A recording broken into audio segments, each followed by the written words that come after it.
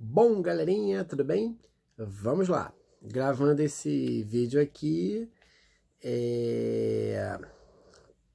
por conta aí de umas questões que surgiram no nosso canal sobre o Graciliano Ramos, umas, umas questões trazidas pelo Mário e pela Andressa de Lima.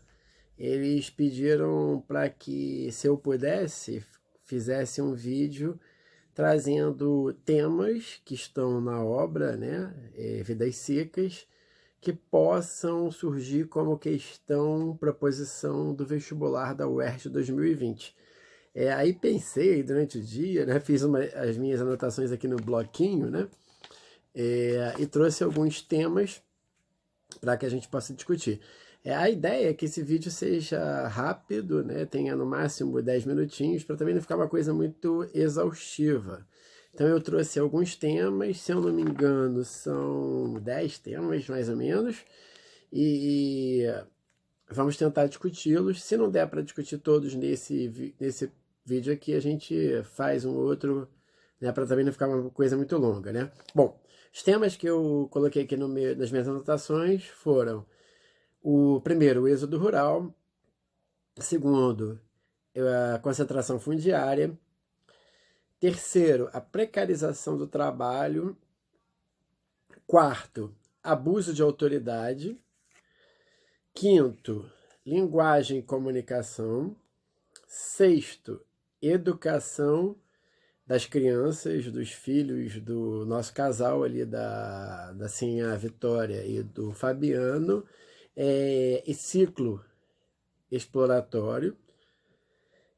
Depois eu elenquei aqui relação homem e animal, né, a relação da família com a baleia, né. Separei aqui também um subtema, o Estado e o cidadão. O outro que eu separei aqui, sim, a Vitória e o feminino na narrativa, né, a figura da mulher na narrativa e numa família majoritariamente de elementos masculinos, né?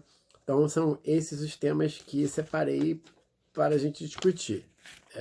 O tema do êxodo rural, a gente já discutiu um pouquinho no vídeo que a gente fez aqui sobre a questão social na obra, né?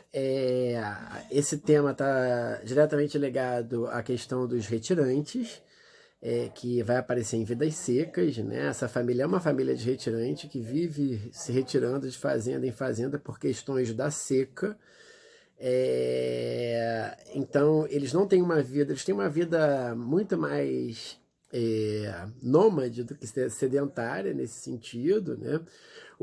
Cabe lembrar aqui que o maior sonho da Senhora Vitória, né, era ter uma cama, né, uma cama de couro, né?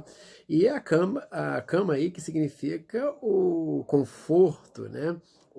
A ideia de sedentarismo, né? Porque se você tem uma cama, você não pode ficar carregando aquela cama de lá para cá, né? Então a cama ela tem aí uma metáfora de você estar estabelecido no lugar, né? Que é um sonho de todo retirante, de ter um lugar, ter a sua casinha, o seu lugar para viver a vida ali de forma sedentária e confortável, né? Então essa metáfora da cama é muito interessante na obra, né? E principalmente na figura da Sinhá Vitória, né?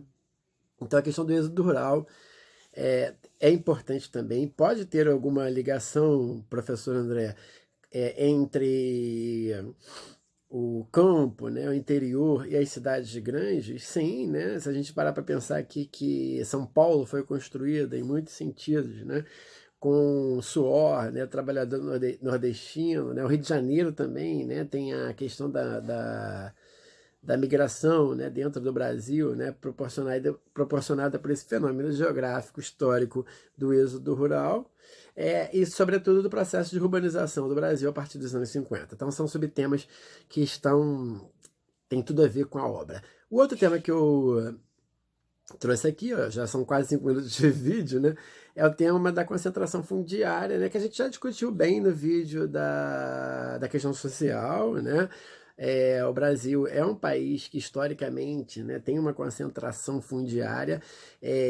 No Brasil nunca se discutiu profundamente a questão da reforma agrária.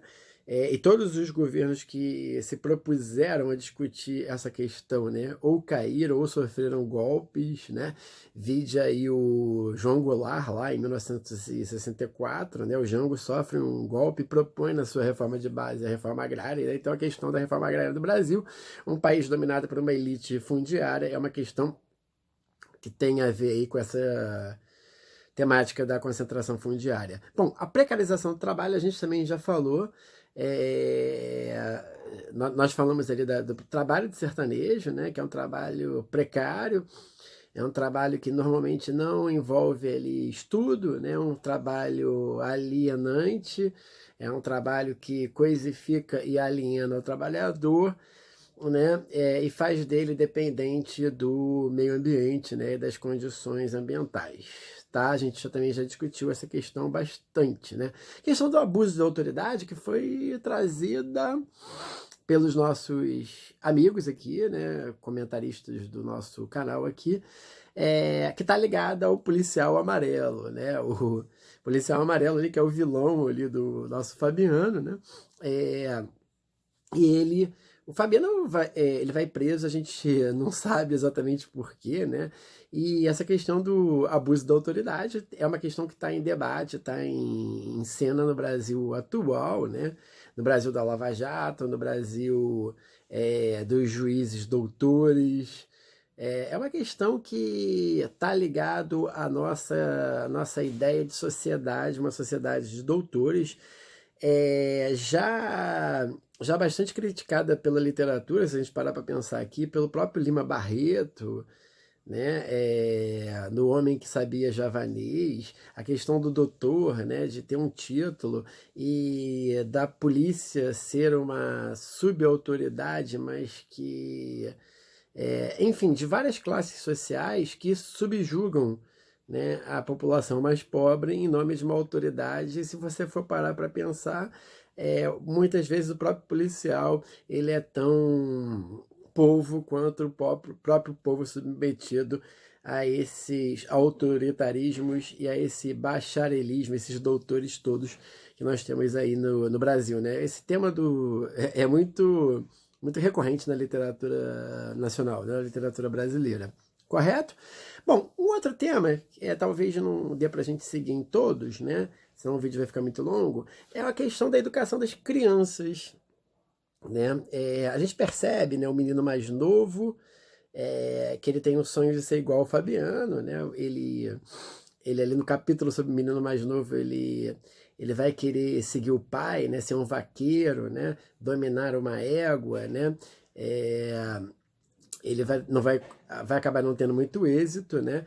E o menino mais novo, ele então quer seguir a profissão do pai. E no final do capítulo do menino mais novo, né, tem uma questão muito interessante, muito importante, que é a questão da reprodução do ciclo exploratório e da precarização do trabalho das pessoas, né? Porque o próprio capítulo, aí a gente não sabe se é o pensamento do Fabiano ou se é o pensamento do Graciliano, dá a entender que o menino, ele seria como o pai, um vaqueiro explorado, sem terra, explorado na sua própria terra, no sertão, né? Então que a exploração e o domínio, né, fundiário, né, ele se perpetua de pai para filho. Então antes do Fabiano já tinha o pai do Fabiano que foi explorado, Fabiano, o filho mais novo que quer seguir o Fabiano. Né? O menino mais velho, ele parece ser ter aí uma questão intelectual, né, dele querer discutir, né, aspectos da cultura, sobretudo quando ele pergunta para a mãe, né, assim, a Vitória, o que é o inferno, né?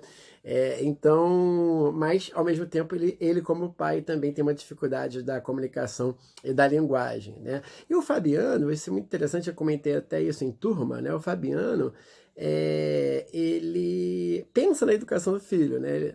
Ele tem que parar aqui e dar uma educação para esses meninos. Mas ele nunca consegue, né? Porque o ciclo de trabalho, seca, trabalho, seca, né? Trabalho, seca, impossibilita eles de criar um projeto de educação para os próprios filhos. Então essa ideia da alienação cíclica, né, da exploração cíclica, né, se reproduz numa ausência de um projeto de educação para as crianças. Bom, gente, 10 minutos, então essa é a ideia. Num próximo vídeo a gente discute os outros temas que eu apresentei, tá bom? Espero que vocês tenham gostado. Participem do canal, mandem perguntas, né? Isso é muito importante para que a gente possa ter essa relação interessante aqui de troca no nosso canal. Grande abraço!